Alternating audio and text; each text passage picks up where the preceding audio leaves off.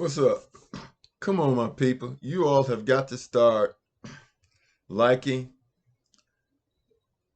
and subscribing my videos as well as sharing them so that we can get this message out. Now, let's get straight to the point. Black people, we can't play the same game over and over and over again and expect to get a different result. Because Biden is a racist and lied to us is no reason to vote for Donald Trump, another racist and liar. This idea of the lesser of two evils is not working. Bernie Sanders said, vote for Biden. So we threw our support behind Biden. And look what we got. We got nothing. Nothing. Absolutely nothing. Now the black puppets are saying, vote for Trump as the lesser of two evils. What did we get from Trump in the last time he was president? We got nothing. Absolutely nothing. They keep putting us on this emotional roller coaster. It goes up, up, we're smiling, laughing, and as soon as it climaxes, this person is elected, it starts going downhill. And the kicker is, it never goes back up.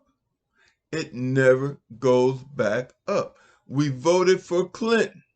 What did he give us? Nothing. Other than 3 strikes law, which landed black men in jail. Then he put welfare mothers to work for minimum wage to get those checks. And this left their children at home with no adult supervision. And it caused the breakup of the family. This welfare system caused the breakup of the family because it meant that no black fathers could be in the home. And all while this was going on, they were denying black men decent jobs. It's called blackball. Blackball means don't hire black men. Now, do you understand that the lesser of two evils is still evil? And how do you measure evil anyway? Now, this is the really ridiculous part about voting for Donald Trump. Donald Trump said that he would finance his campaign. He didn't do it. Donald Trump said he would show his taxes. He spent millions not to show his taxes. Donald Trump speaks with a forked tongue. Let's not make the same mistakes that Native Americans make. We have to do better. Black people, we have to do better. Let's analyze Donald Trump. He's a racist. He's a liar. And he already said that he wants to be a dictator. In essence, he wants to be Adolf Hitler. He wants to be Adolf Hitler. And all the facts and signs are there. So why would we vote for a man that we know is a liar? You can't do business with a liar. You don't sign contracts with a liar. You avoid them and you find someone else to do business with. Does this make sense? My people, we know what a puppet is. We know what black puppets do. So when you recognize a black puppet supporting someone that does not have our best interest, then we should call them out. But we have to understand this, that when black puppets don't do the job that they are expected to do, their masters turn on them. Their demonic masters turn on them. Whether they be black or white, it doesn't matter. My people, black people, African Americans, we are Hebrew Israelites. Now, whether you want to say that we are Hebrew Israelites, African Americans, or if you want to call yourself colored or whatever, one thing that we must understand, and that is we are in the same boat. There is no profit in selling each other out.